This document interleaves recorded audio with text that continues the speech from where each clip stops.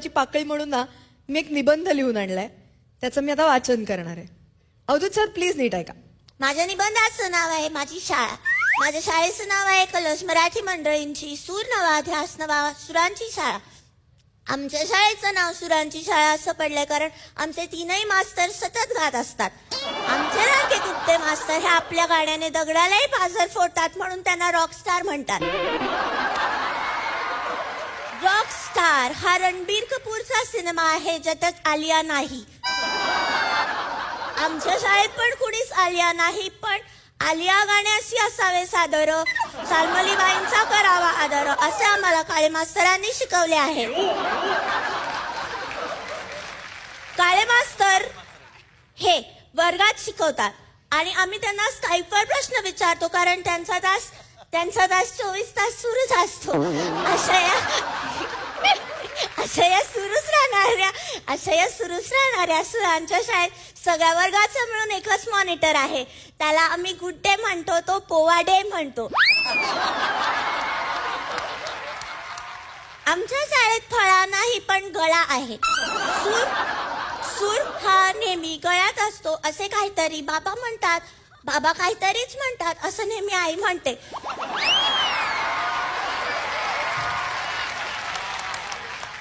मला त्या दोघांना काय म्हणावं कळत नाही म्हणून मी गळा काढते.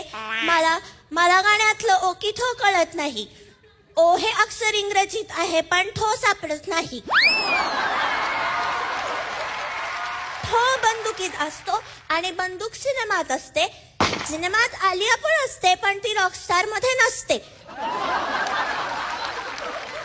पण ती स्टुडंट ऑफ द इयर झाली होती. पण की नाही, माझा आवडता सिनेमा आहे श्यामची आई. हा श्याम सिनेमात आणि पुस्तकात दोन्हीकडे असतो. त्याचा डबल रोल असतो. सगळ्या श्यामना राम नावाचा मित्र असतो पण ह्या श्यामला नाही. मलाही राम नावाचा मित्र नाही.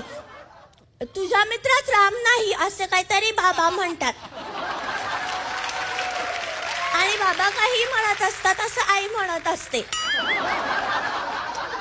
आई ही मला शाळेकडे ढकलणारी बाई आहे. ज्या शाळेचं नाव आहे कलश मराठी मंडळींची सूर नवा ध्यास नवा सुरांची शाळा. काळे मास्तर सगळ्यांना खूप छान म्हणतात म्हणून खूप आवडते मला माझी शाळा. गप्पी मासे पाळा आणि हिवताप टाळा.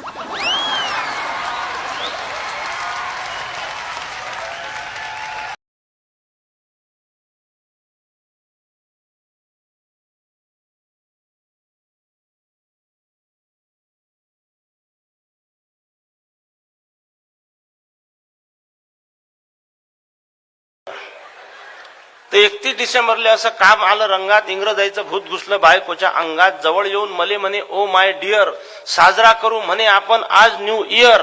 हातात हात घालून दोघं जण नाचू मस्त, अख्खी एक कोंबडी दोघच करू फस्त. अर्ध्या रात्री घरातले दिवे देऊ मालून, इंग्रजी दारू पिऊ पाण्यामध्ये कालून. रात्रभर पत्ते खेळू आणला म्हणे कॅट. म्या म्हणलं तिले तू झाली काय मॅट. अरे भारतीय आपण, संस्कृती भारताची, रामाची लक्ष्मणाची, कृष्णाची आणि पार्थाची.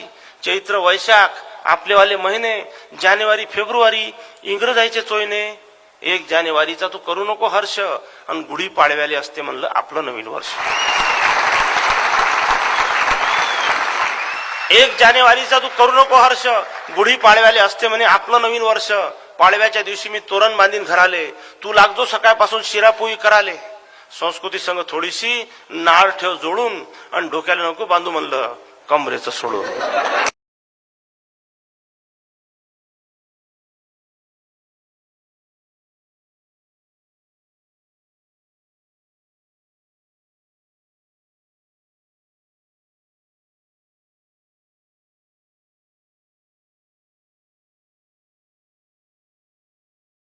असेल तो इथंच कुठेतरी असेल. सकाळी सकाळी भोंग्यावर हनुमान चाळीसा म्हणत असेल.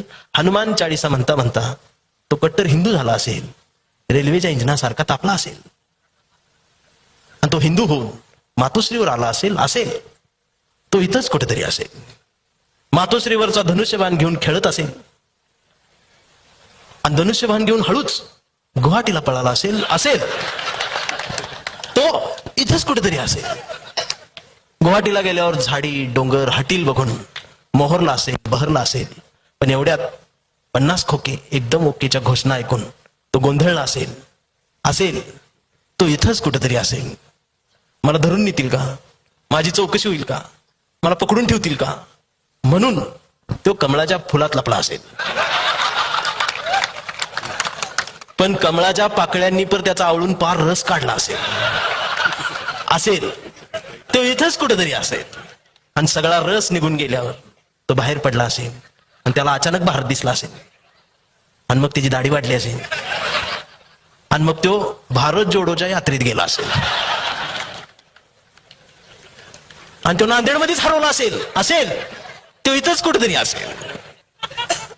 शेवटी वेळ झाली असेल, त्याला घड्याळ दिसला असेल, तो घड्याळाजवळ आला असेल आणि इथं काकाजवळ बसायचं का पुतण्याजवळ थांबायचं हीच त्याला कळत नसेल असेल तो इथंच कुठेतरी असेल. शेवटी तुतारी वाजवत बसला असेल असेल तो इथंच कुठेतरी असेल.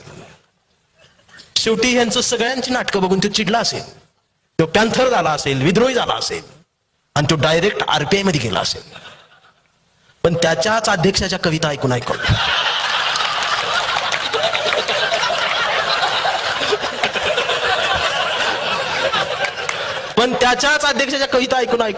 तो गंजला असेल ते इथंच कुठेतरी असेल.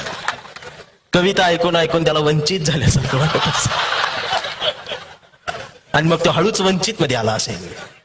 पण इथं नेमकं वंचित कोण हेच त्याला कळत नसेल असेल तो इथंच कुठेतरी असेल.